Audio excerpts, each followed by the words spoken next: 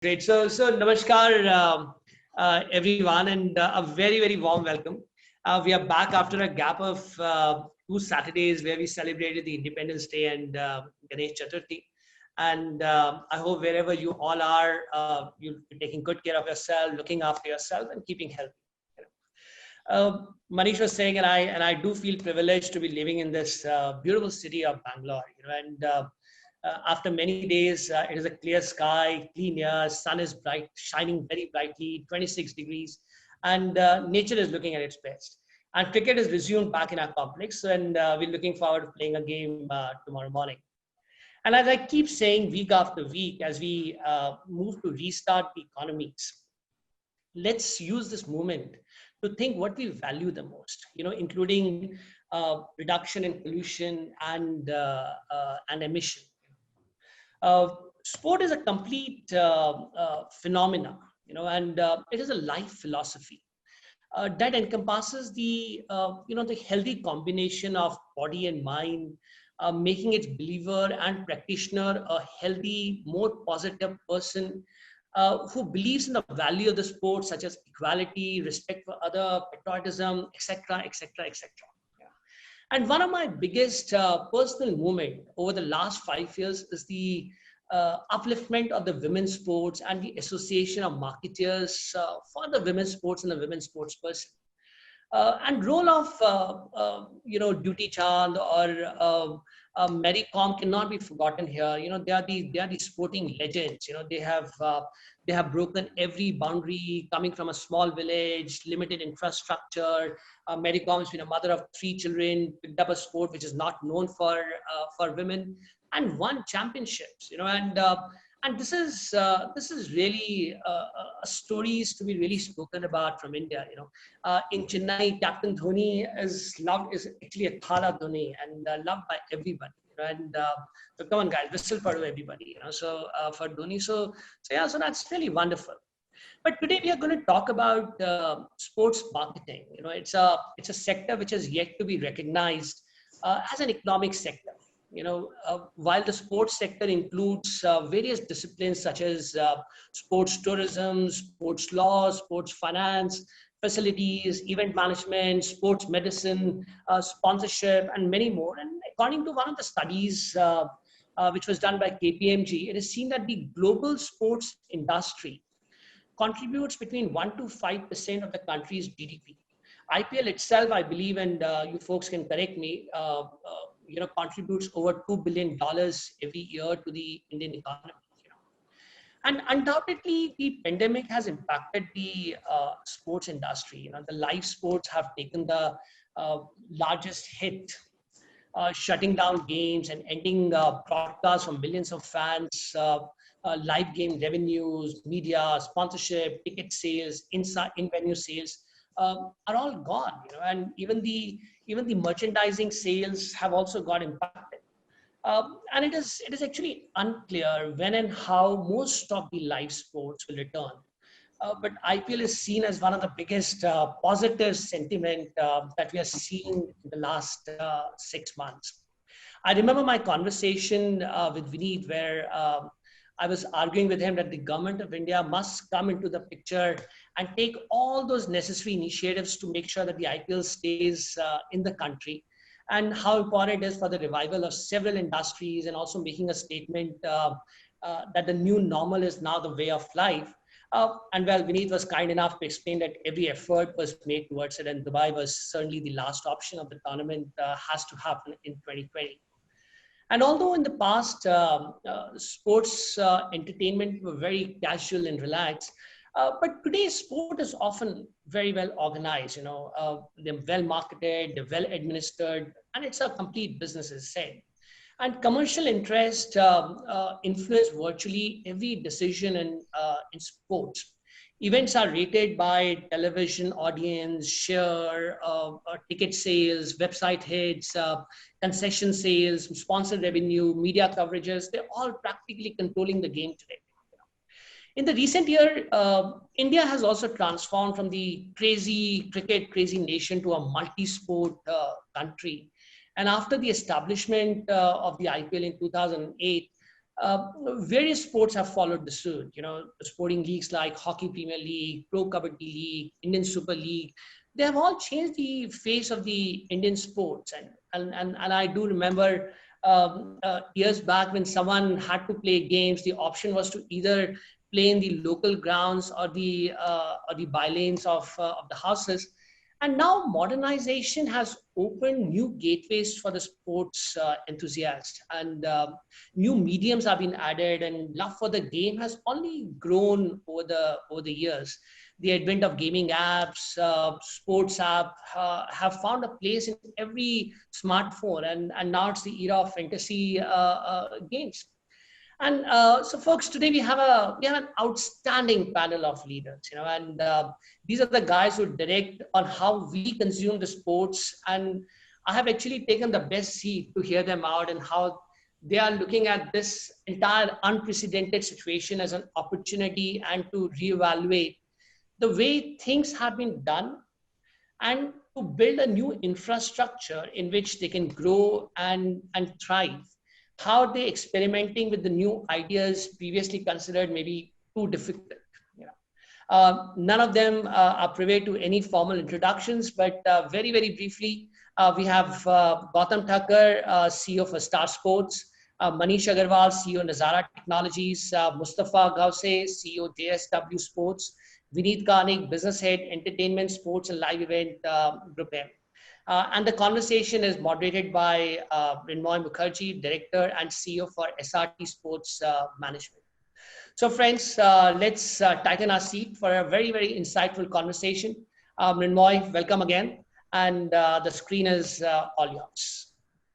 Thanks, Deepak. Thank you so much. An interesting session for a Saturday afternoon indeed. Vineet, Gautam, Manish, Mustafa, thank you so much for joining in. We were having a chat before this session started, and for all of us, IPL is very close to our hearts. From the time it started to where it is now, it's a sporting extravaganza, not just for our country. It is very, very big around the world as well. Now, and it's not just about cricket. What happens with the IPL is it is able to, it's over a period of time become a melting pot for our country's culture, and it leads to festivity. Festivity in the stadiums, festivities at home, the excitement of watching your favorite team with your friends. Some of it will be missing, a lot of it will be there. And we have in this panel, Mustafa, Vineet, Manish, Gautam, who are very, very important stakeholders, not just for the IPL, for their clients. They have a stake towards the audience to ensure audience engagement. Hopefully newer models are going to emerge. So without much more ado, I think let's get into understanding what their perspective is going to be, or what is it like as it stands today. Because we are on the brink of starting an IPL, which is going to be very, very different in many ways from the past, similar to many ways from the past as well, and hopefully will give us learnings that we'll take into the future. So Gautam, I'd request you to start with what's going on in your mind. How is your team working? How are you looking at things? What does this IPL hold for us? Yeah, thanks, Mrinmoy, and glad to be with everyone today. Just a few things, obviously IPL is one of the biggest media properties that India has, and it's almost become a, annual feature in the Indian calendar for advertisers, consumers, sports people, everybody. And was a big disappointment, nothing to compare with the impact of the pandemic, obviously, but something that is a normal in our lives had been taken away. So at one level, I think the coming back of IPL, we hope will also signal some of a return to normalcy. Just because it's things that people, audiences, consumers are used to, it gives them a feeling of constancy. So I think beyond the cricket and the sport, we really hope, and we are working hard towards pulling off the IPL so that there is a sign of sort of almost, if you become a little bit more, I guess, philosophical, how can this become a sign of life coming back, and sort of how our human spirit sort of is overcoming all odds and life will come back to normal. So I think that is something that excites all of us and the teams to put it together. Obviously, it's a big sporting event. It's a big economic engine for a variety of reasons, and all of those things we have to deliver. So There are some challenges this year, not the least of which is how do you pull it off in the midst of a pandemic? We are going to pull it off without, possibly without audiences for the most part, if not all of the tournament, and it's not in India. So you put all these things together, it forces us to innovate and think about how we can do things a bit differently. That said, the things that remain the same, which are very important, because I think people focus on what is different, and it's important. But the things that remain the same is that this is the best cricket tournament in the world. This is the most competitive one. This is the most unique one, with teams being formed by people across nations of the highest quality. This is a place where rivalries have been built over the last many years. This is where fandom, exists at its biggest core in India, right? So, and this is something that annually, friends, families get together. On average, people watch between 15 to 18 games. Every person who watches a game, right? Which is a lot of games to watch. And I'm talking at home. Obviously, stadium is different. And so I think bringing that sense of normalcy and the excitement that IPL will bring, I think it'll also change the narrative a little bit. All of us know that the headlines are being dominated, unfortunately, by somewhat negative things right now going on in the country, whether it's political or Bollywood or other things. And I think this gives a more positive things for people to talk about, for even with the social distance, how do we sort of engage around things as humans? I think those are exciting things that we want to do. We've had, maybe 8 weeks or less from the date of the announcement till the tournament, actually less than that. And so our effort right now is in 3 areas. One is obviously the sales cycles. We're seeing pretty strong response from advertisers for a variety of reasons we can get into. Putting together the production and the content planning in the midst of this pandemic. So creating a bubble, which is another big activity. And then the marketing plans to sort of, think of it differently. This is the mood of the nation is not necessarily rara. So how do you sort of communicate what IPL will do this year? And hopefully in the next couple of days, the campaign will break. So I'm excited to sort of have everybody see that as we go forward. But I think those are some themes that we are working on right now. Vineet, how are you looking at it? What are your clients saying? And what is it like? What is the sentiment like? As Gautam captured it beautifully, Mrunmay, the sentiment is quite upbeat, quite positive. At the same time, because of the mood around and the negativity around in terms of various different ways, people are also a bit cautious and possibly trying to think in terms of because we are actually at a stage where we don't know what's in store for us next month or maybe in the next week, for all you know. So therefore, there is a phenomenal amount of momentum and great conversations, mostly positive. At the same time, a bit of cautiousness in terms of taking positions. But our feel is if everything goes well, if the virus situation comes under control over time, we will see a big amount of positions being taken in time to come. So that's from a overall industry, advertisers, investment standpoint. But what I personally feel from an audience standpoint, from a fan engagement standpoint, they don't care about it because, and I say it, I've said it earlier, normally if you look at a month of August till about November, India would have about 3 festivals, right? We are right now in the middle of Ganesh Chaturthi. We'll celebrate Navratri and Pujo next month. And then, of course, Diwali. Unlike the last 12 years where IPL has always been the part of our calendars in summer, this year IPL is in the middle of the festive. And therefore, it's an absolutely appropriate time to say that India this year will celebrate the 4th festival in the next 3 months. And that's the mood is what we generally gather, talking to people around, friends around, family around. And of course, the similar sentiment also comes from our clients and advertisers per se. So that's pretty much it from the announcement till what should we expect in the next couple of weeks. Maybe just to build on that, Mrunmay, one thing, and it's more on the consumer side, but also advertisers. I think the one difference this year is almost nobody have spoken to doubts that this will be the biggest IPL ever in terms of viewership. And that's largely because, first of all, there's so much pent up demand, as you know, for live sports. There's been nothing of significance that has been happening for many months. People are at home. The Diwali festive season, is a good time with family, especially at this time, to be together. And there are some tactical things, like matches are going to start earlier this year at 7:30, allowing for kids to watch a little bit more. There are hopefully fewer double headers, etc. So for a host, and TV viewership has gone up anyway during the time of this lockdown. So I think there is a general feeling of biggest IPL ever from a viewership standpoint, which I think will also help the mood of advertisers and other. As just as anecdotally as examples, over the last weeks, I've been getting text messages from everybody I know around sort of live cricket coming back. How are you going to make it happen? We are excited. We are waiting. In fact, just last evening, just as an elevator, literally an elevator conversation in my building, there's a guy who said, listen, my daughter who's 13 years old has never watched a single IPL.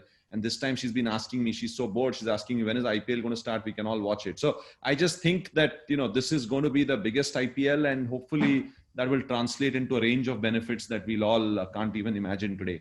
Yeah, no, I think that's a very, very good point that Vineet brought up and you spoke upon just now. I think there is a kind of convergence with the biggest festival that we have, which is Diwali, and IPL, which used to be the April-May phenomena, coming together with that festival. And that is going to mean something which is really dramatic and really big.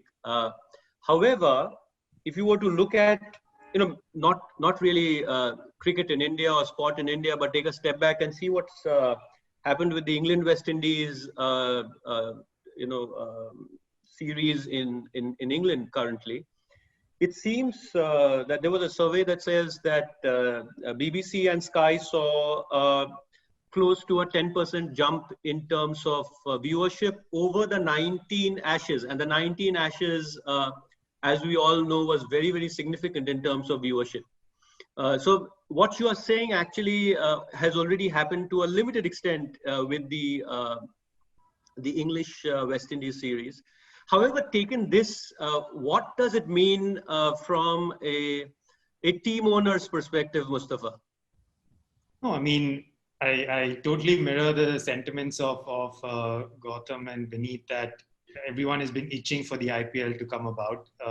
It's going to be the first live sport event that we will see in India. While, yes, everyone has been starved and watching Premier League and England, West Indies and Korean football and Aussie rules and whatever else they can get their hands on. Nothing compares to the IPL. From my father-in-law to my driver, everyone is just waiting. When is it going to start, and when do they have something fixed to do from 7:30 till 11, 12 o'clock for the next 50 days. So it is a very, very special sporting event and extravaganza that the entire nation is working and waiting for. From our perspective, I mean, it's been the same. The ops team, the players, the coaches, they've all been itching. We were pretty much a week or 10 days away from preseason when we went into lockdown in March. So flights were booked, visas were done, everything was in place, and then we had to pull the plug. So they've all been itching. Even literally now, we are one day away from getting out of our 7-day isolation period, and the boys are just itching. They're literally like padding up in their rooms and getting a feel of what it is to hold a bat and hold a ball. So, it's as much as we've all done trying to keep them healthy and fit and strong, training in their backyards and in their living rooms, nothing compares to being out on the pitch and out in the field. So I think that's the biggest thing for all of us, to see them back out there, get ready, get fit for the first ball of the season. And yes, it's going to be a bit of a challenge. The biggest thing about the IPL is the atmosphere in the stadium. It's something else, and all of us have experienced it to know that it's probably, I mean, comparable to some of the biggest football games in the world. But other than that, there's very little that comes close. Especially in cricket, nothing else comes close. So the emptiness of the stadium is definitely going to be a bit of a dampener, and something that maybe Gautam and team have some tricks up their sleeves. But that's something that we'll all have to live with. But I think the toss-up of that versus no sport at all, it's a no-brainer. And from our perspective, just itching and eager to get started. Yeah. Just wanted to build on what Mustafa said, Mrunmoy. While there are challenges and nobody is taking away that, and Gautam articulated that, Mustafa spoke about some of those challenges. But look at the sentiment around from a fan point of view. Gautam gave a great story about what he experienced in his elevator yesterday. What we are seeing is, I mean, look at from a team's point of view. There are 8 teams in IPL, and there's almost a sold out inventory from a team sponsorship standpoint. I am not aware of any big inventory position being left unsold this season. And as Gautam said, it's just 8 weeks that IPL has been announced.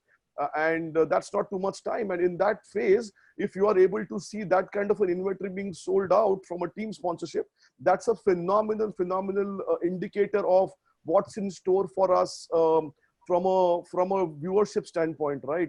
So just to give you a perspective, you spoke about a 10% number. Actually, the European football was the first to go live from a live sports standpoint. The Danish league, then the La Liga, and then the Bundesliga. And in the initial phase of at least about 30 to 35 days, we saw a viewership increase of about 17% in the local market. That may not be reflecting in India, because India, the base is pretty much small for the English football. But there was a 17% increase in viewership when the live sport came in the local market. And I would want to believe that I won't be surprised if we see similar numbers when IPL starts on 19th of September. No, I think that's a very, very pertinent point, that Gautam spoke about it, that he'll possibly get the biggest IPL ever from a viewer perspective. There is another angle which we were discussing, and it's an area which is Manish's playground, which is the digital world. Last year, there was about 300 million who watched the IPL on Hotstar. And this year, it's possibly going to be bigger than ever before. So Manish, what do you think about that? And let's follow that up with what Gautam's perspective is on the same as well. Hi, everyone. I think there is massive amount of behavior building which has happened in last 4 months on people being on their screens, watching content on their screens, whether it's video content or gaming content. And the massive data surge which has happened, we all are aware of that. And I think I completely echo the sentiment as a fan myself that I'm itching to watch a live sports like cricket matches, and the uncertainty and predictability of the sports, which keeps us at the edge, really is what I'm looking forward to, a 50-55 days extravaganza. I think this time there are 2 things which are going to happen. Many people are going to watch on their mobile devices. So I won't be surprised if Hotstar team creates a new advertising very soon, that our concurrency has crossed 20-30 million people, and now we are doing 50 million people or 100 million people. So I'll not be surprised on that. We have seen that in gaming, what kind of concurrencies we are seeing. And given that you are pulled it up a little bit ahead, you have a lot of people which are going to be doing and watching it. I think the second factor which has really happened in the thing is the formation of community, the addas happening on digital world. So while you can't really hang out with your friends, going out and all, it's the social community formation which has really happened, and conversations are being driven with the context of content. I believe that that's going to be even bigger time spent on Hotstar, where people are going to converse, they're going to play along. And I think a direct beneficiary of that would be all adjacent services like fantasy, quizzing, or cricket simulation games. But it's the whole piece of being on mobile and just watching it is going to be really, really massive. And it would be a good data for me to really personally see after IPL split of viewership on television versus Hotstar. That is something which I would be very personally looking at. That's important, actually. And you were saying maybe there'll be 50 million people concurrently watching it on Hotstar. Gautam, what do you think? Look, I think there is no doubt that, as Manish said, in the last few months, digital consumption has gone up just because of the situation, right? It was already growing and it's been accelerated. I think to link that to the earlier comment where, I think Vineet was speaking about international experience. The NBA grew, I think, 11% when it came back. Some of the games in the La Liga grew 40+%. I think Man City's first game was its all-time high viewership. So I think just the global trends in the viewership space are going to be high. I don't remember internationally what the digital versus TV top of my head numbers were, but we are certainly clear that the sort of the pie is going to increase. And I think, both digital and TV will benefit. Digital is on a growing curve, will probably benefit more. But TV is going to be certainly bigger than ever. Now, one of the things, and we had spoken about it earlier, which we'll see how it plays out, is that, India continues to be this single TV home, right? For the vast majority. And so, how sort of different people exercise their choices and what kind of people watch more on digital, what kind of people watch more on TV, because we also have different feeds that we put the IPL in. So, of course, there are language feeds. You can watch it in Tamil, Telugu, Kannada, Hindi, English, Bangla, etc. But we also have the select dugout. So it's a little bit more geared for cricket enthusiasts. So we might also start seeing choices where people are exercising sort of their preference for a feed and watching it on a format, while the others in the home are expressing a different choice and watching it on the TV screen. So I think those will all be, because digital has become so much more prevalent, those will all be interesting choices that I think this year we'll come to understand better. I think just to build on just one point here. Last 4-5 months, also one behavior which is set in the household is acceptance that people can watch different content and it's okay. It is not that all of us need to really do things together, right? Live and let live has been a very common mantra when you are really forced to stay together. As your elder generation, you yourself and your younger generation all staying together. And I think the acceptability that, yes, screens is okay. You can continue to be on screens. You can continue to be watched. And which is also creating that it is okay that everybody has a different choice. And those unique choices can be really satiated through mobile devices. As we said that it's a one screen, mostly households, which is why I think a lot of behaviors in this IPL would be very interesting to observe and would keenly be looking at reports coming up.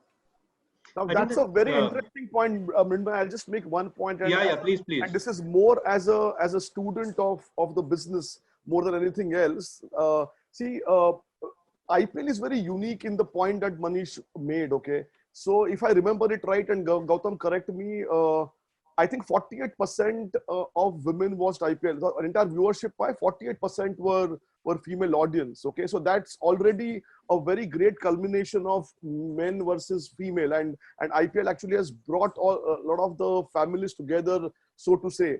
Now, if I completely agree with Manish that the pandemic has actually allowed us to accept it's okay if people are sitting in one room and watching 3 different pieces of content on 3 different devices. It's fine.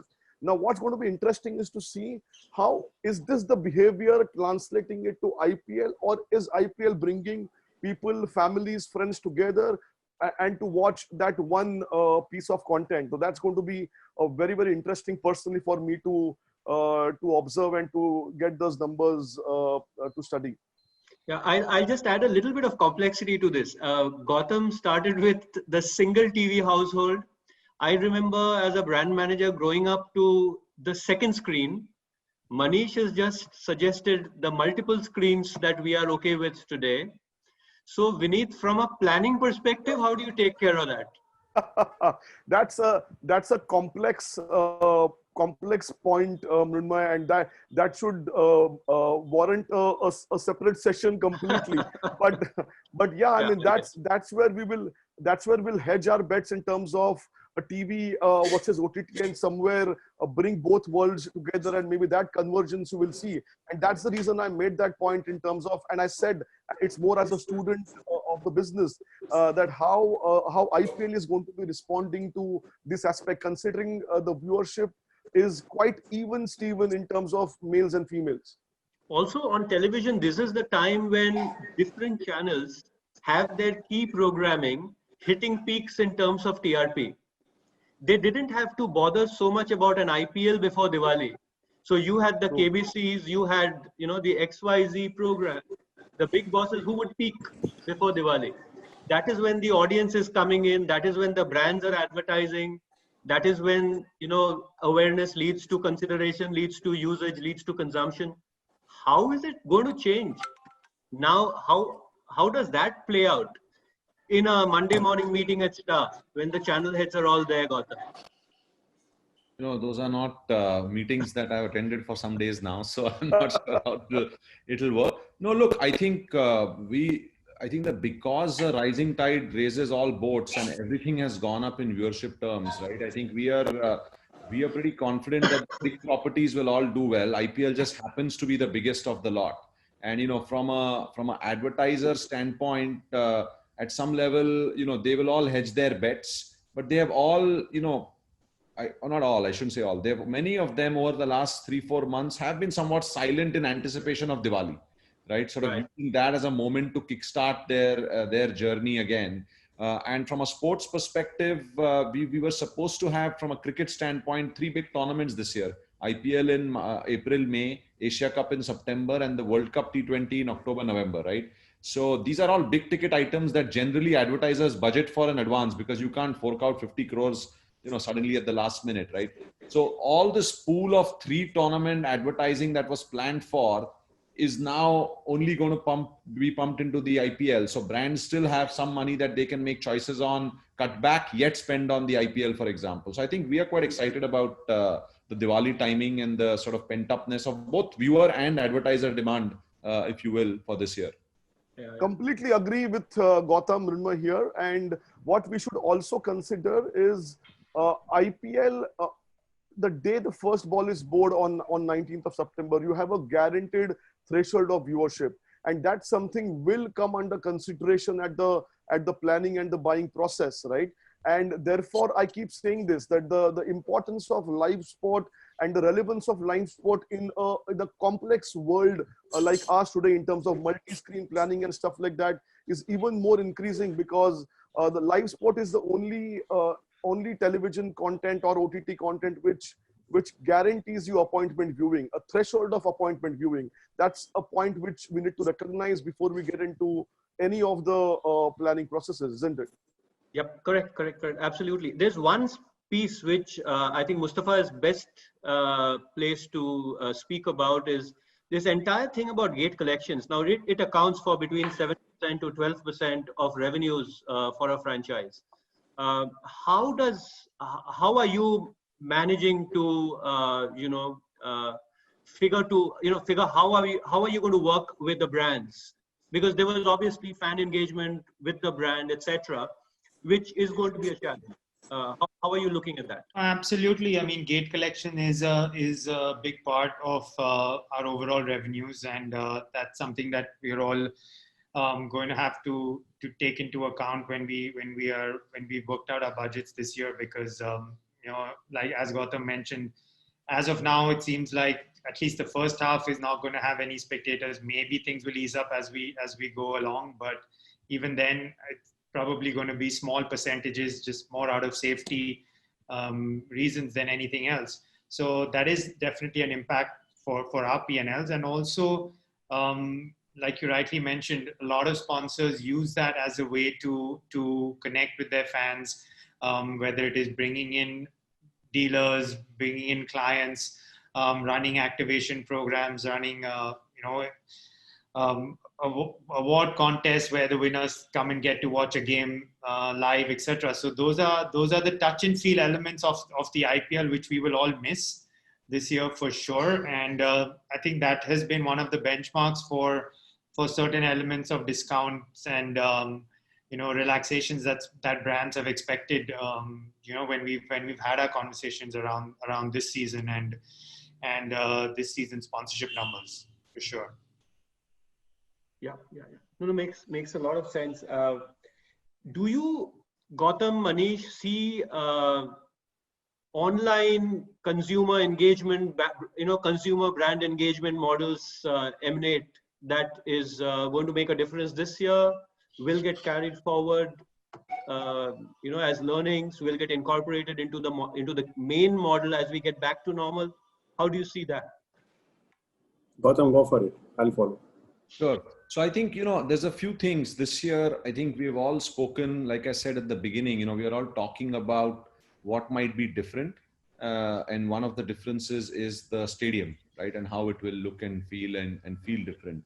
I think there's been learning over the last 3 months, limited learning, but learning across a variety of global sports tournaments, and different people have tried different things. So I think one baseline thing that every tournament is doing is to try to mitigate the impact of a lack of stadium attendance, right? From a fan engagement standpoint or from a TV viewing experience as well. I think we are trying to push the envelope. And again, this is all, late breaking. So how much of this happens or not, to see if we can actually convert that into some sort of an opportunity rather than just a mitigation of something that may not happen. And I'll tell you what I mean by that. At a very basic level, there are some very simple things that that people have done. They've put soundtracks, audio tracks of cheers or at the right moments, etc. I think there is some sophistication that will come into those over time. So one is you can have a hum just going through, sort of creating the buzz of the environment, take previous games, just slap that on, right? The other is to, like in the digital world, there's a lot of personalization and targeting that happens. You can do a lot more sort of, want to have a better word, targeting. But what I mean by that is, pre-create the hums that happen when certain events happen. So we know what happens when a Virat Kohli walks in or when a Dhoni walks in and what the chants and the cheers are. We know what happens when, there's somebody's on a hat trick. We know what happens when there is a last ball or a wicket, all of those. So almost create customized background sounds that you sort of use depending on what is happening on the ground. So it's not just the basic hum. So I think that will add to the ambience and the atmosphere, and in some ways, create a little bit more of the energy equivalence, not the same thing, but equivalence, so that at least the viewer, you're feeling part of the action. The second is you can go much closer to the action with your camera work, because traditionally you try to show crowds and all of that, and you sort of show distance shots, if you will, right? But now when you go much closer to the action, closer to the players' bodies, closer to where the ball is, you get a different feel of the game as well, along with that background hum and noise. So those are basic things I think that we can do. Over and above that, I think there are some things being tried out, experimented in other parts of the world. We'll see whether we can do the same as well. There are teams testing things in the UAE right now. Can you have sort of, for sake of example, giant LED screens that allow for, let's keep it very simple, a Zoom call of consumers sitting in their home, right? Yeah, I think just to, before Manish, I would request you to jump in, is what Gautam just touched upon. How is this scenario of esports changed with, all of us staying home, most of us staying at home, multiple screens? What kind of effect has that had on the area of business that you've been focusing on? So I think,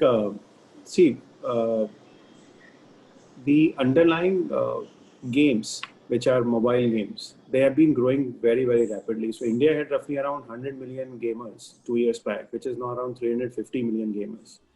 So that's the kind of growth spurred by the cheap data, and we are the cheapest data in the world. And that has really kind of grown massively in number of people who are playing games.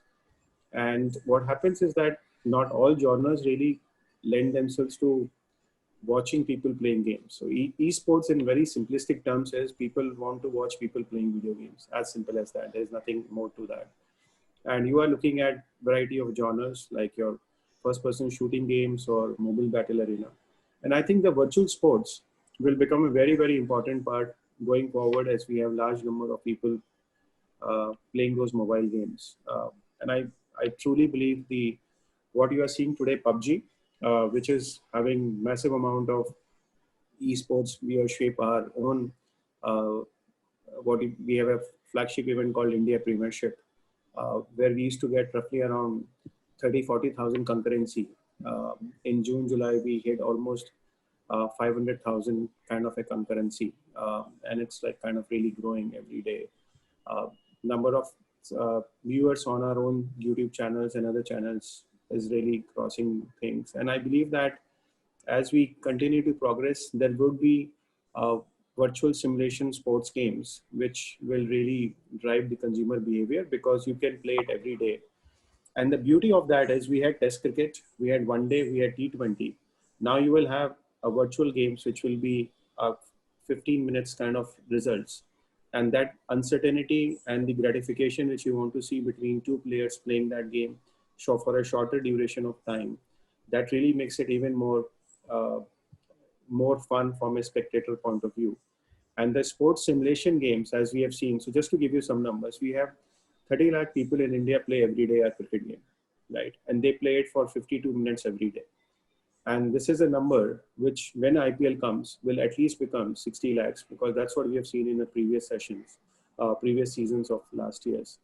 And they spend almost an hour playing that game every day when it's an IPL time period.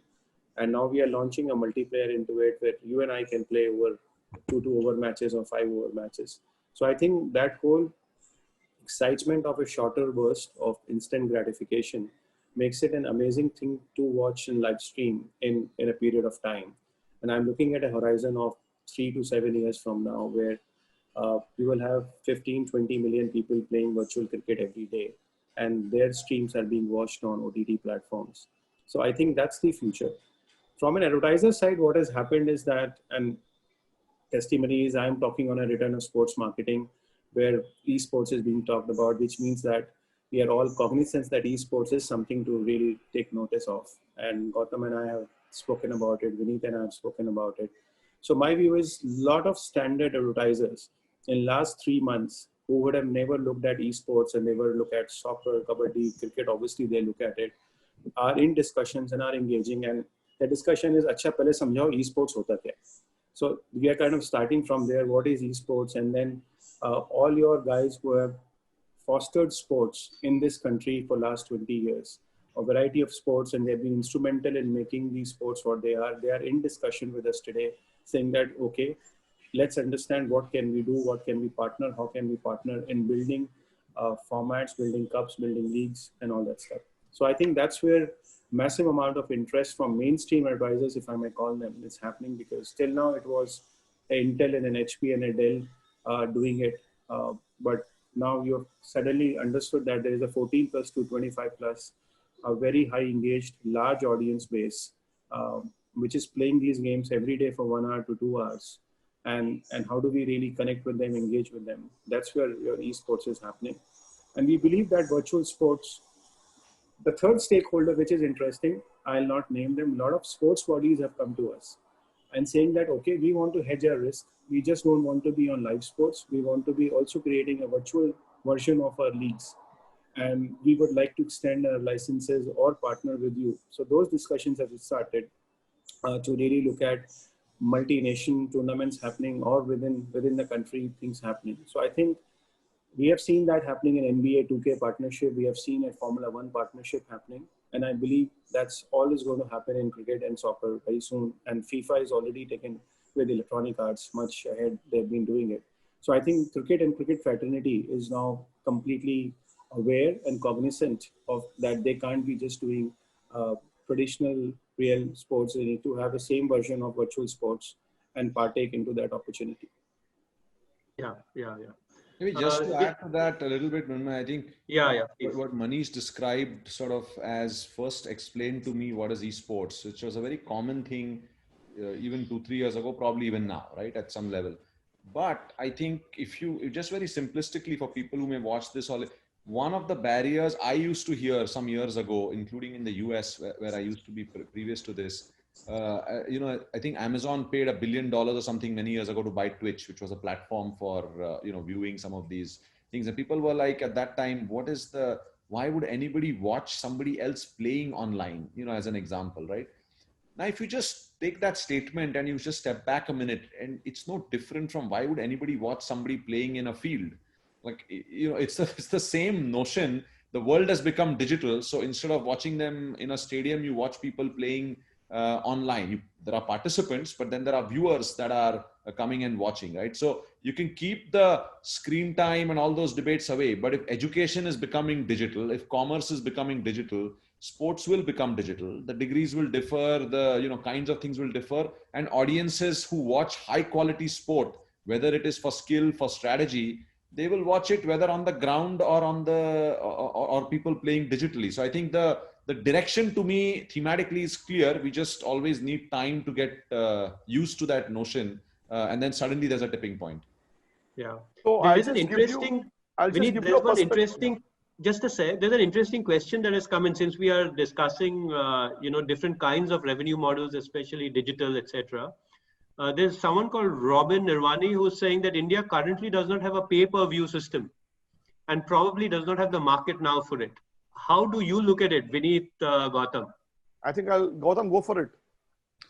Yeah, look, I think the pay-per-view doesn't exist, and part of it is, mired in, it's a very value-conscious society, as we know, right? I mean, I think the issue is any price increase is always seen with, it comes with a significant drop in viewership.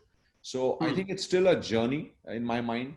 There is also all sorts of other things happening with telecom and TRAI sort of bodies regulating distribution and pricing. Those conversations are going on in court in some cases. So I think some of that needs to play out. So I don't want to comment on those. But I think once the regulatory system is clearer on what we can do and not do to charge, I think the models will emerge. My own sense is that for very niche models, it will start there, where you can charge a lot of money. See, charging somebody just a nominal sum pay-per-view for an event, let's say you charge somebody 50 rupees to watch a game or something like that, may not make up for all the advertising numbers that today exist.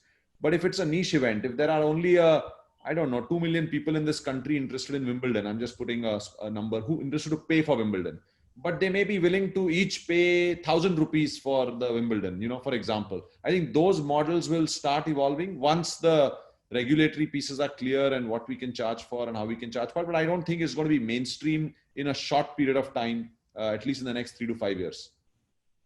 Vineet, your view?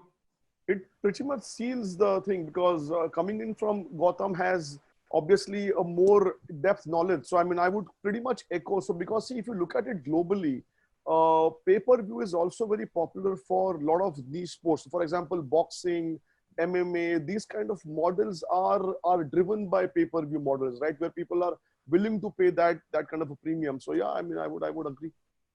I think, Mrinmo, I'd just like to, if I can add in, I think we've just reached a stage where we are showing that we have an appetite for multi-sports viewership.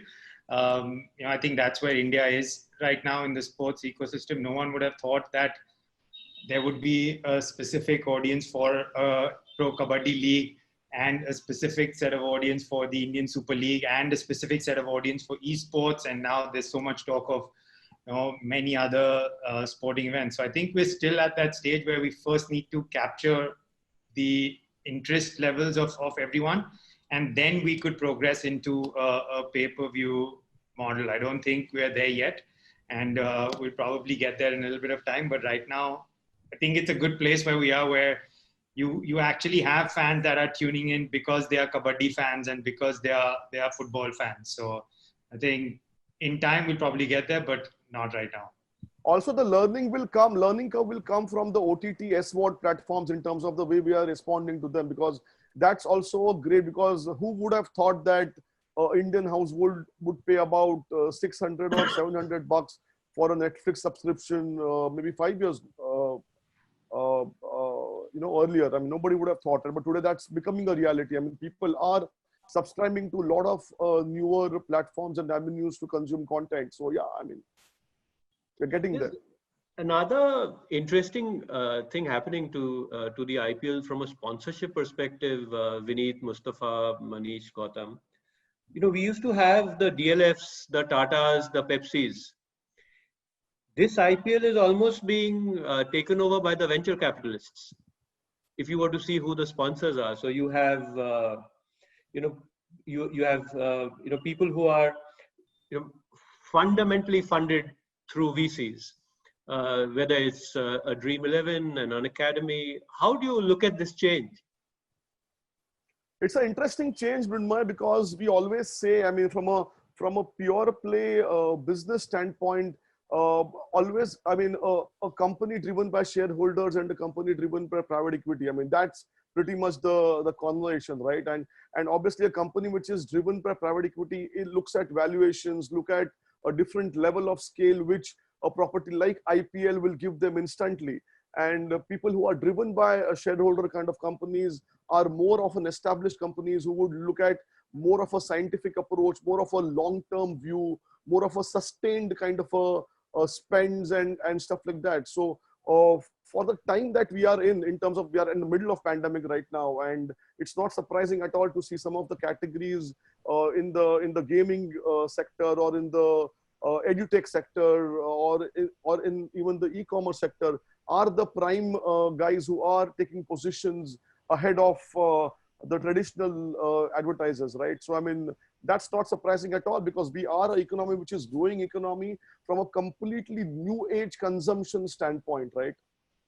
Correct. So Mrinmoy, I think it is not a VC question, honestly. It is not a traditional question. It's a function of very simple, where you are in the evolution of India's online internet market, right? When I was in Levers, it was a very, very tiny online internet market, 2006. Fast forward 15 years, you're talking about 500 million smartphone users, which is a considerable amount of thing. And then you're talking about, like you explained about awareness, interest, desire, action. That's a very FMCG model of learning, which all of us learned in our MBA schools. Now, as the internet really happens, first phase happens about building some kind of engagement, which builds enduring relationships and then takes you retention and thing. Once you've got that phase of consumer retention engagement right in your product, now you have to kind of increase your reach and penetration of those categories. You need to go to mainstream media, and you need to kind of really use those vehicles to advertise yourself. And I think the rate of growth of the consumer internet brands is much, much faster, and which is really compared to traditional offline, which are growing at 10%, 15%, 12%, which is a great number. And versus here, you're talking about doubling every year kind of a number, right? So the pace of growth is what is very different, because the consumer consumption has increased a lot on the consumer online internet businesses. And if you were to look at 2010-11, it was e-commerce, and then you had some, you have delivery guys, you had shared economy guys, and now you're having an education guys, you have gaming guys. So when we used to look at online internet, there will be one or two categories which will have that kind of penetration.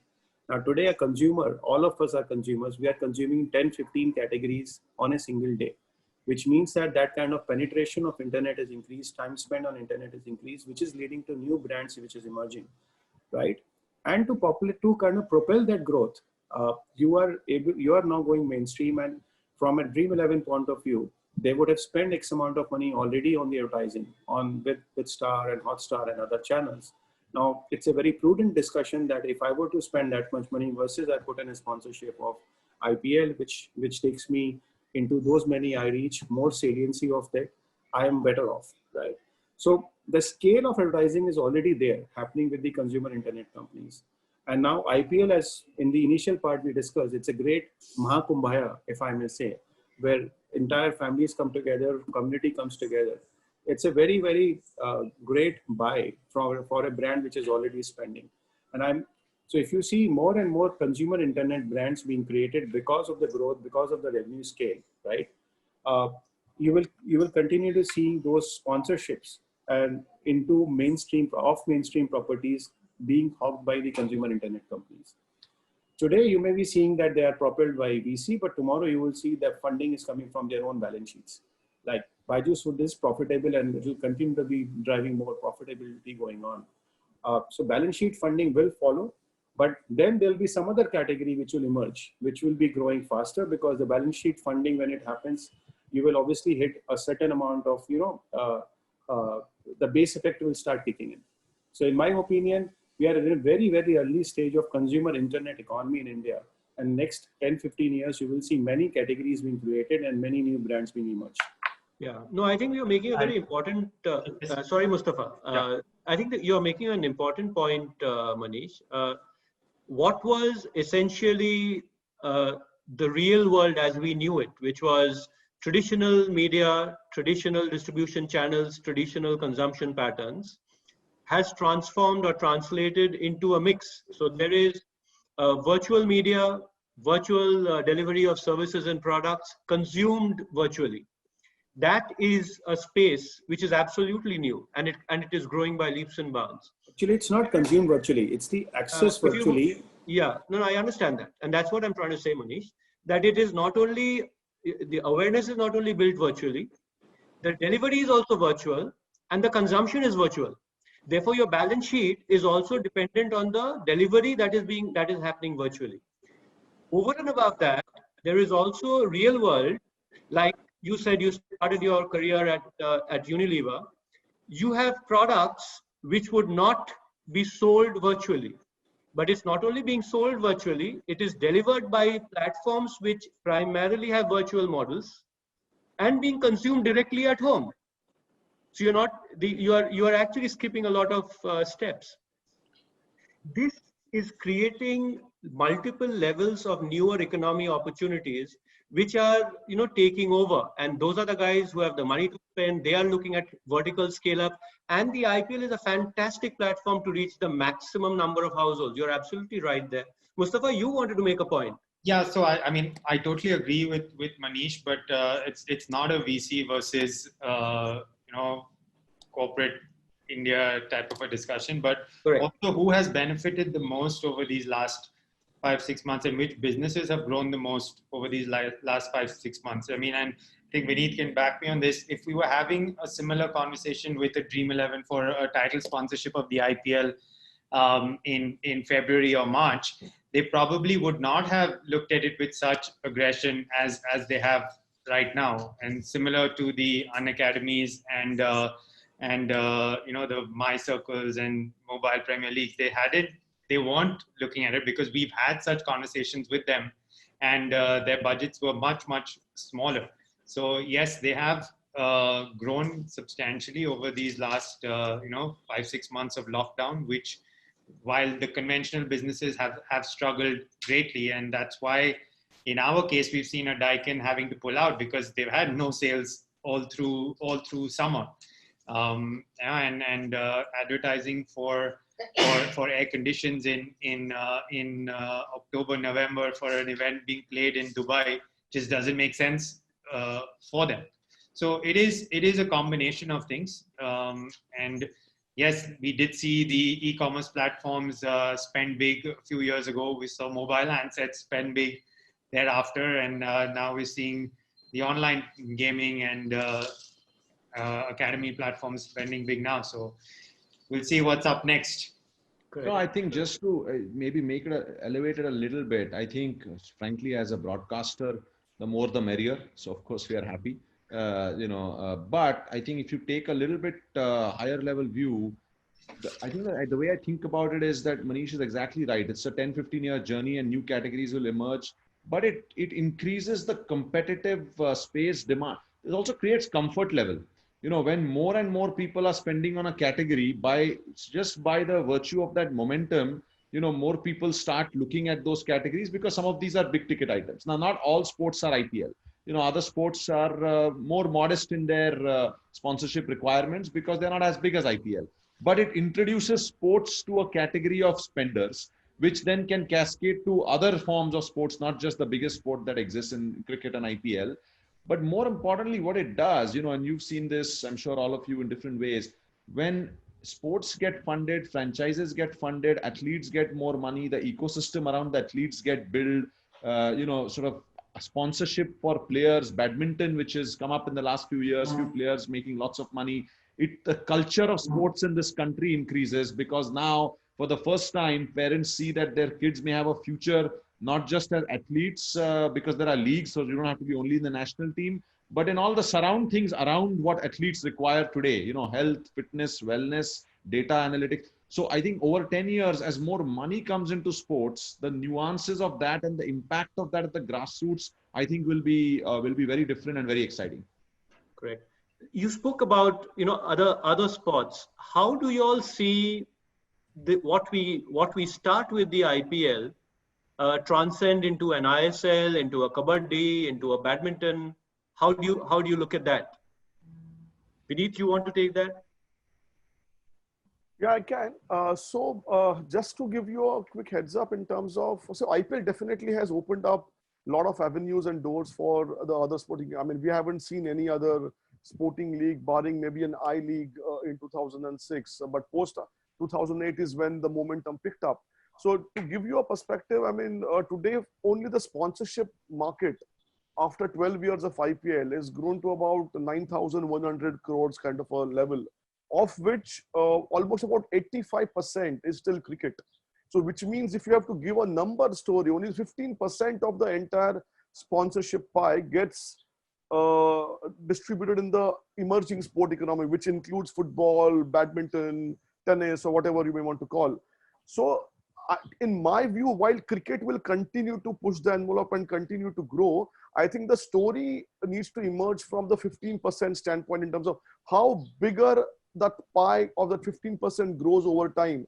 And no sooner that happens, then India possibly can truly emerge as a sporting nation. So the story needs to be built around emerging sports. Cricket obviously is going to be where it is because it's the biggest sport. It's like a religion in the country. No points for that. But I think that 15% needs to grow up. And it's a journey, but I'll say that, that 15% 10 years ago was 5%. Right. Or maybe the pie, lesser, Gautam, or maybe even lesser. lesser. Yeah. And the pie was smaller. Now the overall pie has increased and emerging sports has become almost 15%, right? So if you take a 5-10 year view here, hopefully it'll be closer to 30% of an even bigger pie, right? So I think that's where hopefully the future goes. Yeah, I mean, I was reading some data which was suggesting that the ISL had broadcast numbers, viewership numbers go up by as much as 50% in 1920. It's another story that they'll have to do it in Goa in an enclosed stadium, without spectators this year. But things are changing, and the pie is growing. If I can, since we pick Vineet's brains all year round because of the continuous schedule between once IPL gets over, Kabaddi usually starts, and then you follow it with our football league. We're definitely seeing, while that pie, as from a percentage perspective, is only 15%. The number of brands that are now open to looking at other sports has definitely increased. And I think they're starting to see and get comfortable with looking at other sports and the value that it is bringing. Maybe geographically, maybe different target audiences, maybe different times of the year that they get to use sport as a marketing tool. So, and we're also starting to see a lot of brands that were associated with our cricket team or get introduced to us because of cricket now wanting to jump onto the Kabaddi team or to the football team later in the year. So from our perspective, we definitely a lot more positives. I remember having a conversation way back with Vineet where I was like, man, there are only 30 brands that invest in sport. How are we going to service these 3 teams? It's so difficult. But luckily, more and more people are warming up to association with sport, and I think yes, Kabaddi has been the number 2 sport from a league perspective for a while now, and there are brands that actually focus on it and want to use it as a medium. So slowly those numbers will increase, and I think it's only positive signs. So I'll make 2 points to just build on what Mustafa said. One point is about that 30-40 corpus of about 30-40 brands moving up to about 80 and 100, and that's the trend we are seeing over the last 4 or 5 years for sure. And it's not no prizes to guess why is it. I'm again going back to my point that because people have realized that sports has become the only medium of engagement today from a digital and television standpoint, because it's the only medium which offers you a guaranteed appointment viewing. And no matter how small the base is, you are assured of a threshold of viewership on that particular day. Going by that logic, I mean, and I just build on so the way we look at numbers for the emerging sport economy, Mrunmay, is not about the viewership. We don't care about the viewership to start with because we are calling them emerging sports. We call it, we look at the reach numbers. And I think Star, we have to give them full credit to it in terms of the way they have navigated the entire broadcast model and helped grow the emerging economy pie in terms of making sure it reaches to as many people as possible in their comfort of language, the entire regional play, the entire reach game. So it's more of a reach story to us and not so much of a rating story at this point in time. And that are the two positives that I take from the emerging sport economy, and that actually has helped the number grow from maybe a less than 5 to a 15%. And obviously, unfortunately, 2020 has been an outlier year, but going forward, we will definitely see that number going up. We lost your last sentence, Vineet. Okay, so I was saying that while in the last 10 years, before 10 years, I mean, the 5% was a really small number. It has actually got us to the level of 15%, and maybe 2020 being an outlier year, we are hoping that 21 onwards, it will again go on the upward trajectory. Yeah, I'd actually, sue in what Mustafa was saying about emerging sports and larger number of brands getting into the pool of, looking at sporting opportunities. What you are suggesting in terms of star creating opportunities to reach larger number of people, a sport like Kabaddi has become ingrained from an audience perspective. And then what Manish was suggesting in terms of models where digital models and real sport models getting integrated to get larger communities, create communities, build business models, I think is something that is here to stay. What is your point on that, Manish? I think, see, I remember 3-4 years back, 4-5 years back, I was talking to Sanjay Gupta, and he was talking that golden age of sports has just begun in India. It's really, really beginning. And I believe that both your traditional sports, your OTT platforms of live streaming, your advertisers buy, and the whole esports piece, virtual sports, all of it is going to grow. And it's not that it's an either or discussion at all, in my opinion. It's a discussion that we are looking at almost 600-700 million sports fans in India alone, and their engagement and their time, they will be spending a lot of amount of time on consuming this content, whether they are watching it, whether they are playing along watching, or they are playing and derivative of that. Because in gaming, one of the things which we have seen is people pick up games which are easy to understand, which are easy to pick up and play. And if you are already, you've been playing cricket on your gully cricket, or you've been playing soccer, and for you, you don't have to learn mechanics, you don't have to learn formats, you don't have to learn how to play it. You can just pick up a mobile game and start playing it.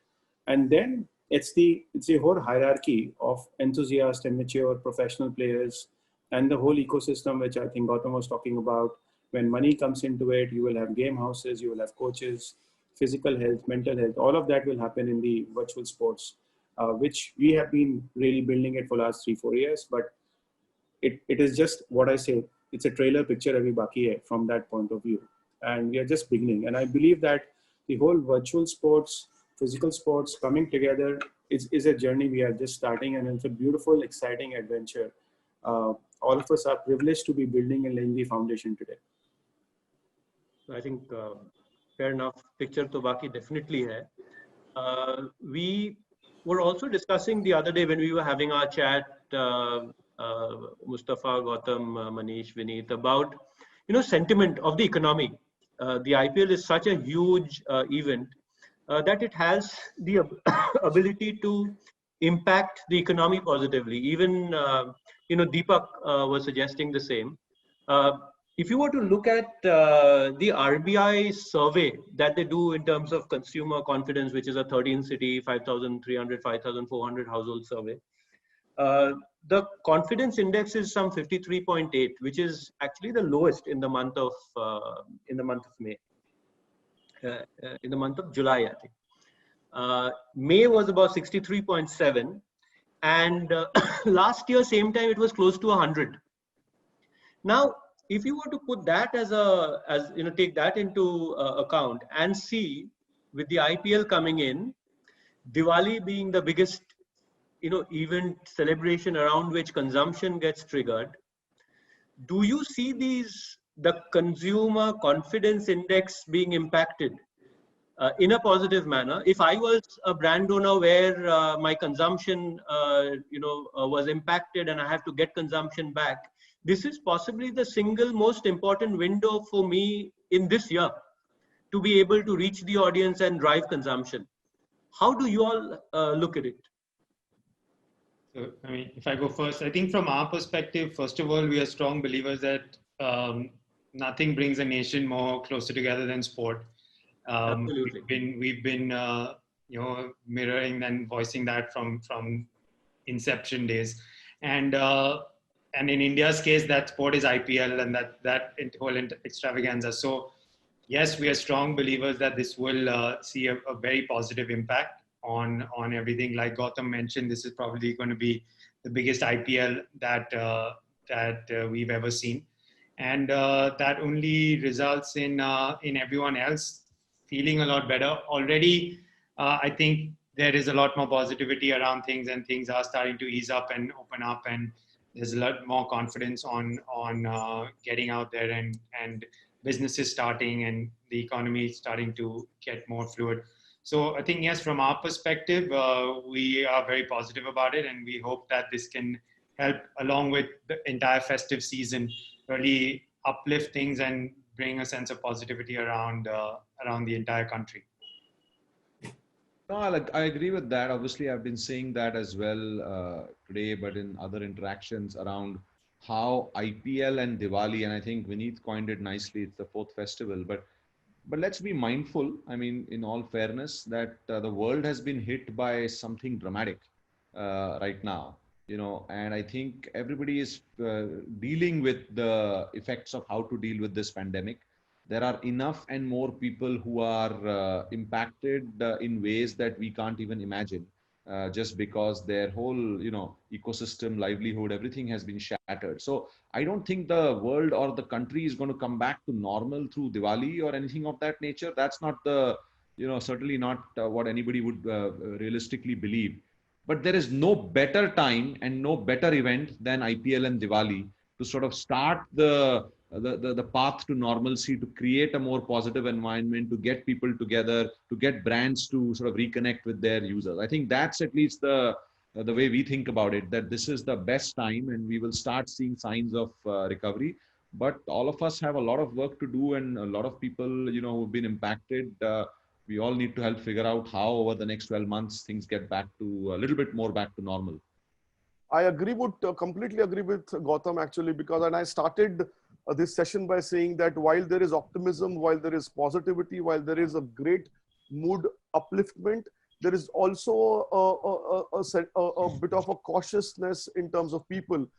So I don't know about the RBI point, but I would not want to compare IPL with the pent-up demand in the marketplace, because the pent-up demand could be in two parts. Pent-up demand could be in the mind from a positive approach, and the pent-up demand could be in terms of spend. So whether the mood sentiment being positive translates into economic upliftment, it's a completely different discussion.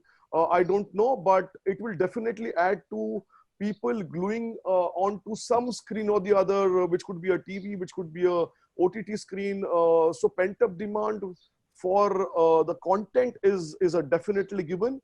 I'm not too sure if I would want to equate that with the positive sentiment in terms of upliftment of economy and so on and so forth. So that's what I wanted to add. Manish, you would want to share your views? I think it's today we have issues at both at heart and mind. And you are pessimist, you are scared, you are uncertain at both levels, and you really don't know what's going to happen at a household level, at a SME level or micro SME level, and that's where India really resides, right? Because that's where the biggest employment really happens, right? Right. And I think that is where we have to really make some progress. And I think the festival, IPL, all that stuff will start creating a slight change in the narrative. And I think that is important part, because narrative sows the seed for your future optimism, right? And currently the narrative is quite gloomy, and because you are only hearing the stories which are not right stories, right? So I think change in narrative will address some part of the heart part of it, where you start feeling a bit reassured, you start feeling a bit kind of saying that yes, there is more life to it, right?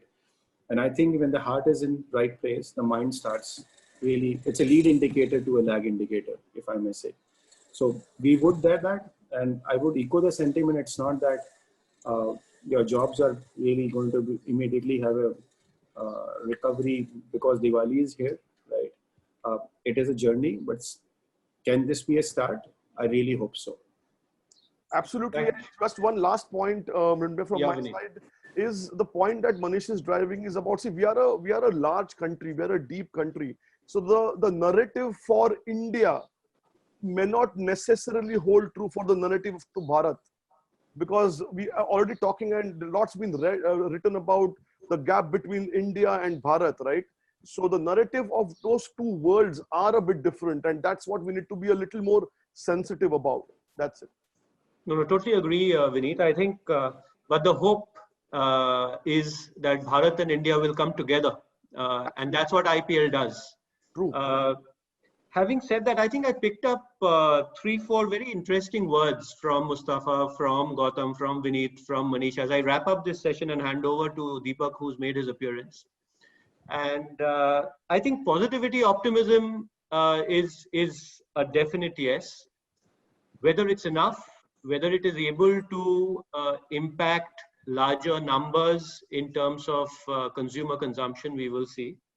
From a viewership, yeah, definitely yes. And I think a word that Gautam suggested was responsibility. And I think it's a responsibility of a lot of us who are discussing, about how things are going to change, which will lead to positivity and sustaining that positivity over a period of time. It's been a privilege to spend the last hour and 10 minutes with all of you, Mustafa, Vineet, Gautam, and Manish. Learning session for me. Thank you so much. Deepak, CEO Lounge, thank you so much for this. So it's over to you now. It's a great conversation, and I'm a cricketer, so a bit biased to say that one of the best conversations that we had over the last few months. And Mrinmoy beautifully moderated, and Vineet, Mustafa, Manish, Gautam. It was wonderful to hear you all and get some great insights. And I genuinely feel that when we all do not know what future holds for us, I think we need to take the heart from the sport and be strong and hopeful for the future what sports teaches us. I've recently learned that Red Bull is probably sponsoring the Rajasthan Royals, and probably the first time in the history of Red Bulls that they sponsoring a team without owning a team. So it's a great sign for the Indian sports as we move forward. CEO Lounge is just not about work. It is also about knowing the leaders a bit more. So we'll spend about 5 minutes in knowing what's happening in everyone's life. And maybe I could start with Mrinmoy. Mrinmoy, you are a biker, and what's happening to your bikes over the last few months? Are you hitting on the road? Are you doing something? No, I'm a good citizen and a responsible citizen. Even if he's taking it out, he can't admit it. Deepak, So it's actually, nicely, all with a lot of spit and polish, kept nicely, no rusts, well preserved, waiting for a little bit of opening up to hit the roads. Maybe Actually, the all monsoon. five of us What has been your favorite biking tour, Mrinmoy, if I could ask? The ride to Goa, nothing like that. It gets better as you come close to Goa, and it gets, it hits a kind of a bottom as you get out of Goa, but then the biking takes over and sort of balances it. And just allow me, because I'm the biggest fan of Sachin, so and I want to believe that I'm the biggest fan. And a very personal question: how was your first interaction with him when you started working with him? Was it how was the feeling when you really started working the first day of your job out there? You should have prepared me for this, Deepak.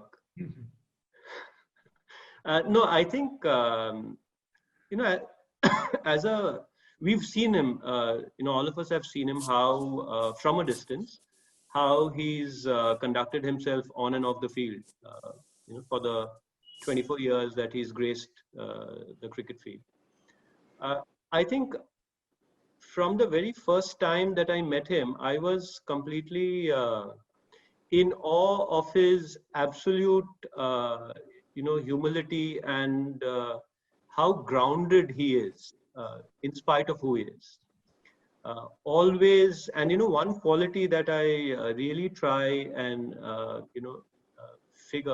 try to understand is how, in spite of being who he is, he's still open to listen, to change for the better. And one story that comes to my mind, Deepak, is when he was smashing bowlers around the world. It seems there was this day, one day when he was sitting in his room, and in comes someone who was serving him food. And he says, "Sir, मैं आपको एक बात बता सकता हूँ." Now, anyone who comes in contact with Sachin knows he'll never say no. He'll always listen. He'll always wait.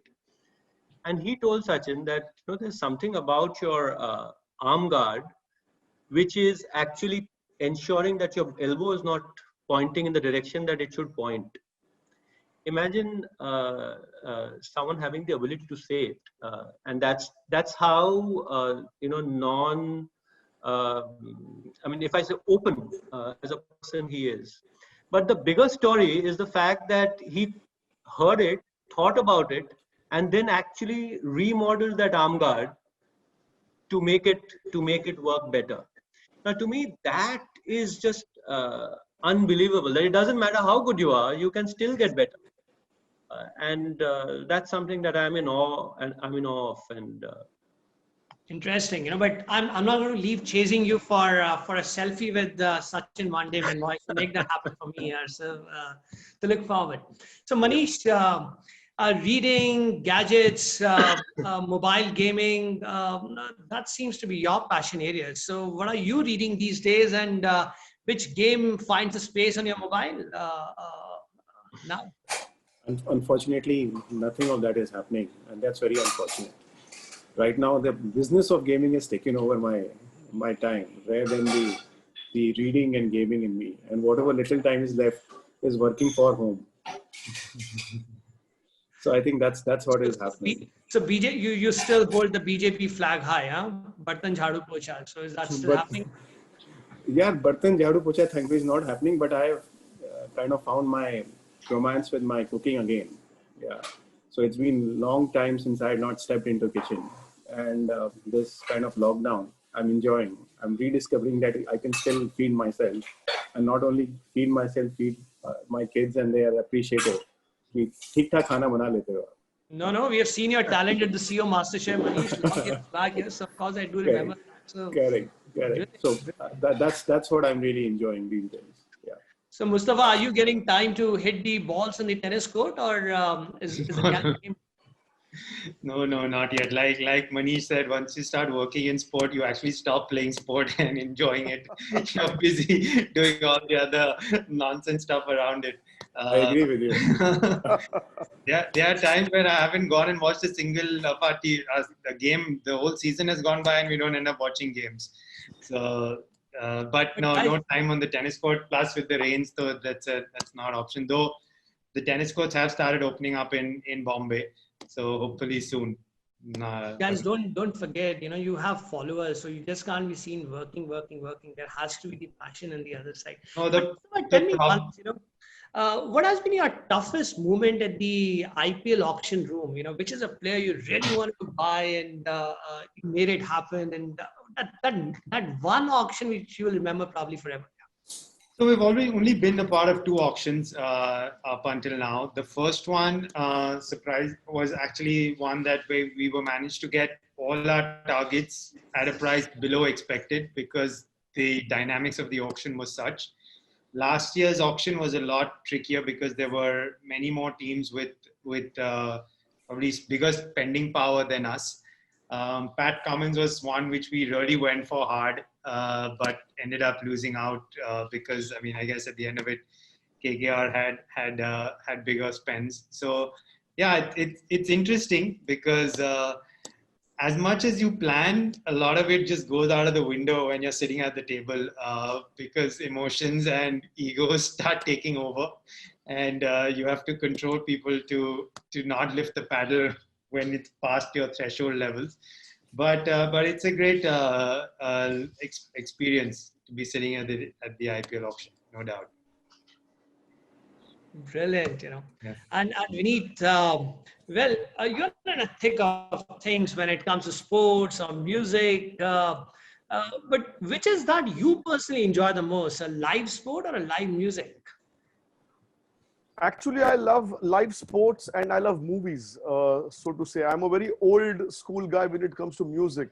Okay, so my music taste goes way back in maybe 50s, 60s, 70s kind of a music is what I listen to. But I'm in live sport, and I was just saying that I mean all five of us hail from Mumbai, and Mumbai has not been the best of the cities to be in the pandemic. So we've been locked in home. But what I have been ensuring from a personal fitness standpoint is to go for my morning runs, irrespective of the rain and the lockdown. And God has been kind. I mean, in the early mornings, you don't have too many people on the road. So I've been going in the morning and coming back before it starts getting busier. So I mean, I guess yeah. So missing live sports big time, and so looking forward to 19th September actually.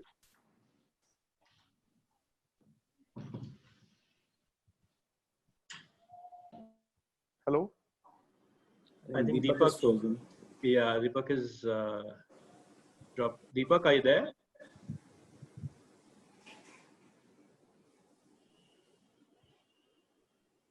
Hey, am I audible? Yes, you are. We lost you for a minute. Am I audible? Yes, you are. We lost you for a minute though. It's only fair to end this entire conversation with Gautam's India Dream 11. So make up your Dream 11 team with your current and the retired players. Let's see what's in a store which we all have to do when we get teams here. I'm not going to fall into that trap because in part we have a lot of commentators and all of that that we work with very closely. But I will tell you, I think, the world of sports has been certainly a dream personally.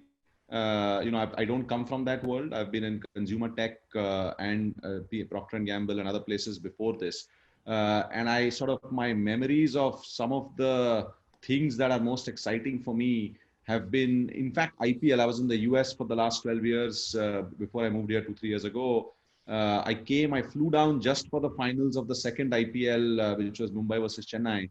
And it was literally, I was in the country for 24 hours from the US, flew here, watched it. Unfortunately, Mumbai lost. I am a Mumbai fan, and I think my shattering memories of Shikhar Dhawan in Mumbai in that team playing out the first over as a maiden, and I couldn't understand what was happening. This is the finals of a T20 tournament, and the first over is a maiden.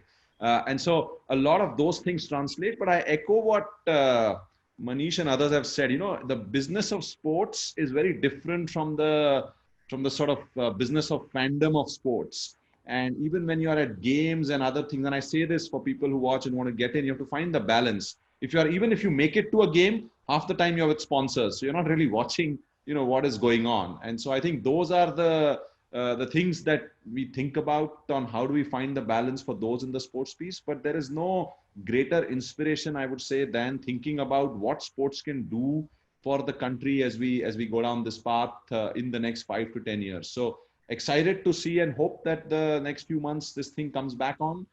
In the meantime, unfortunately, unlike Manish, I've my experience in the US has taught me very well on how to do the dishes. So that's certainly a current chore that I am engaged in at home and earning some brownie points for. No, brilliant, guys. So I think I just hope that everything comes back to normal pretty soon. And I hope to see all of you at the CEO Cricket Challenge sometime in December, January, if that really works out. Well, folks, thank you very much for your time. It was really wonderful, and you all have a great weekend. And I look forward, and thanks to all the participants, and I look forward to seeing you all again on the next Saturday with another very interesting topic with new set of leaders. And until then, thank you, goodbye, and take good care of yourself. Thank you. Namaskar. Thanks. Thank you. Bye, Thanks. guys. Thank you. Thank Bye-bye. you.